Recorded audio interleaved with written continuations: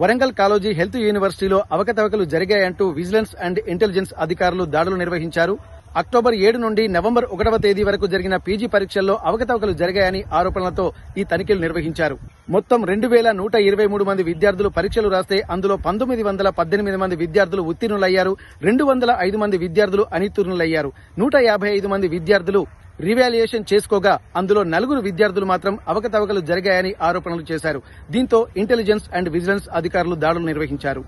విశాఖపట్నం నుండి మహబూబ్ నగర్ వెళ్తున్నటువంటి A2 కోచ్లో 20 తులాల బంగారు ఆభరణాలు చోరీకి గురయ్యాయని విజయవాడకు చెందిన దంపతులు కాజీపేట జంక్షన్లోని జీఆర్పీ పోలీసులకు ఫిర్యాదు చేశారు. ఫిర్యాదు అందుకున్న జీఆర్పీ పోలీసులు కేసు నమోదు చేసుకుని దర్యాప్తు చేస్తున్నారు. తాము నిద్రిస్తున్న సమయంలో ఈ చోరీ జరిగిందని, ఉదయం లేచి చూసేసరికి తమ బ్యాగ్లోని నగలు అపహరణకు గురయ్యాయని దంపతులు తెలిపారు. పెళ్లి చేసుకుని నగలు డబ్బులతో ఉడాయించినటువంటి సంఘటన వరంగల్ జిల్లాలో ఆలస్యంగా వెలుగులోకి వచ్చింది. వరంగల్ జిల్లా తిరుమలగిరి మండలం కల్లెడ గ్రామానికి చెందినటువంటి ఓ యువకుడు ఓ మ్యాట్రిమోని ద్వారా పెళ్లి సంబంధం కుదుర్చుకున్నాడు. కొద్ది రోజుల క్రితం పెళ్లి జరిగిన మరుసటి రోజే 2 లక్షల నగదు, 8 తులాల బంగారు ఆభరణాలతో ఉడాయించడంతో యువకుని కుటుంబం అవాక్కయింది. యువతి తల్లిదండ్రులు అలాగే బంధువులు అంతా ఫేక్ అని తెలియడంతో అవాక్కయ్యారు.